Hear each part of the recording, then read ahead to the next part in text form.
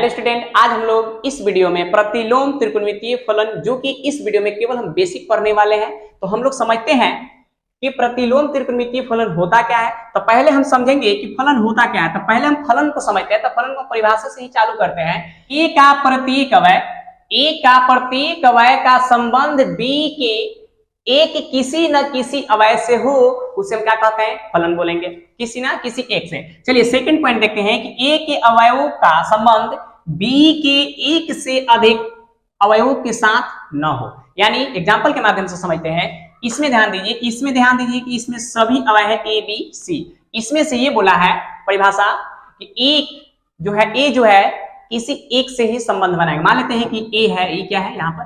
B है। तो जो ए जो है यहाँ पर केवल एक के साथ क्या होगा?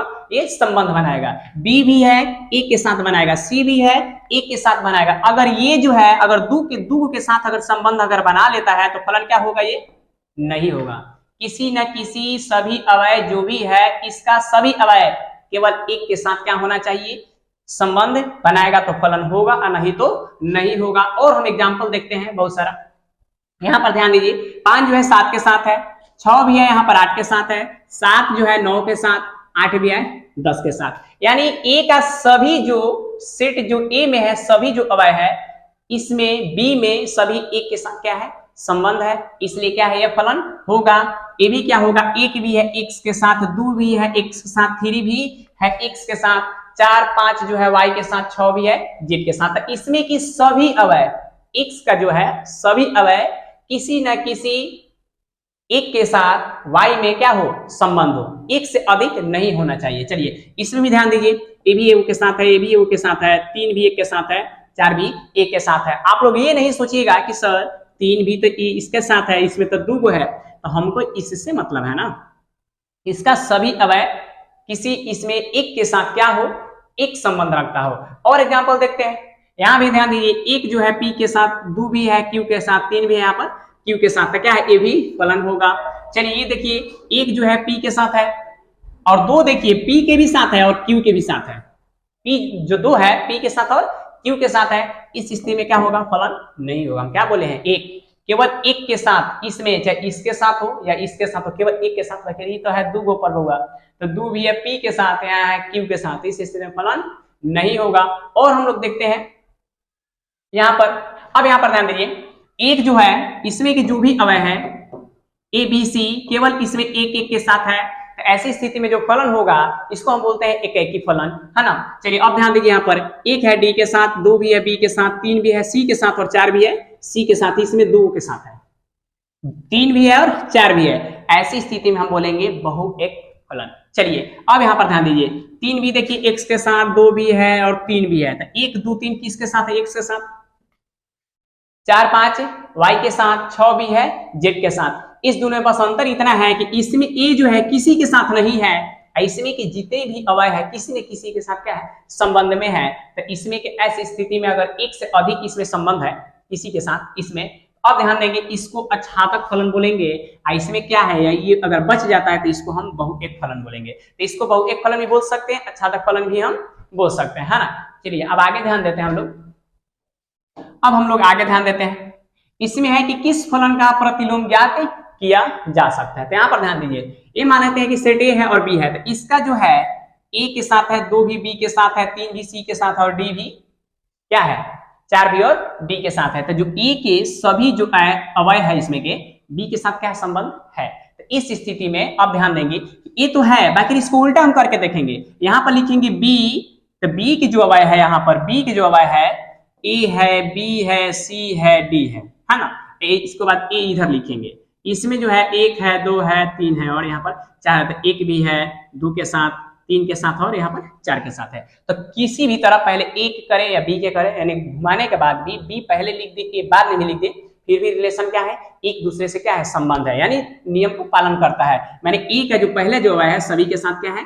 फलन है। तो इसमें भी है, पहले ए लिख देने के बाद भी। तो ऐसी स्थिति में क्या होगा? प्रतिलोम ज्ञात किया जा सकता है। चलिए एक और अब हम एग्जांपल के माध्यम से अब आगे बढ़ते हैं हम लोग। तो यहाँ जो है प्रांत हम लोग पहले देख लेते हैं। प्रांत के जो फॉर्मूला है यहाँ पर sine inverse, cos inverse, cosec, sec, tan और कॉट इनवर्स, है ना। तो इसका जो है प्रांत है यहाँ पर, है ना।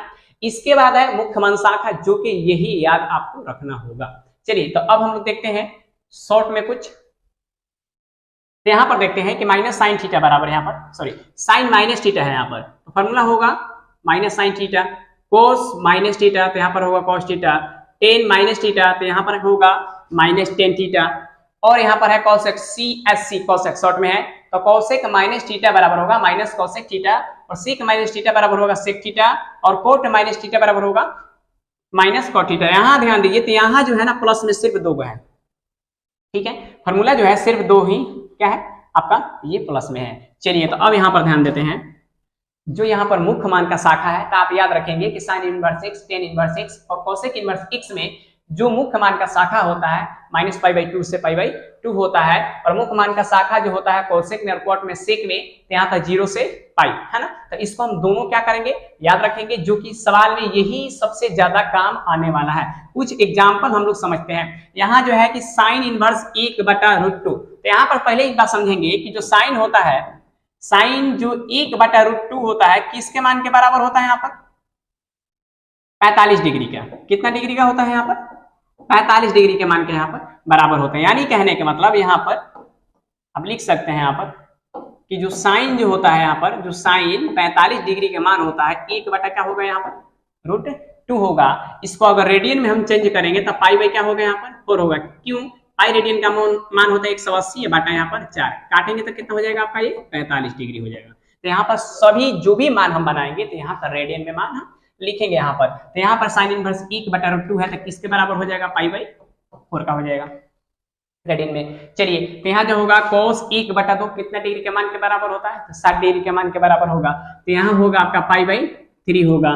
चलिए यहाँ जो होगा आपका साइन इनवर्स 1/√2 किसके मान के बराबर होगा, तो π/4 का। बाकी इस पे ध्यान दीजिएगा, यहाँ पर माइनस है तो केवल यहाँ पर माइनस लगा देंगे। यहाँ भी ध्यान दीजिए कि cos जो है 1/2 है किसके मान के बराबर होगा, तो अभी हम बताए हैं π/3 का, इसमें जो माइनस है माइनस लगा देंगे।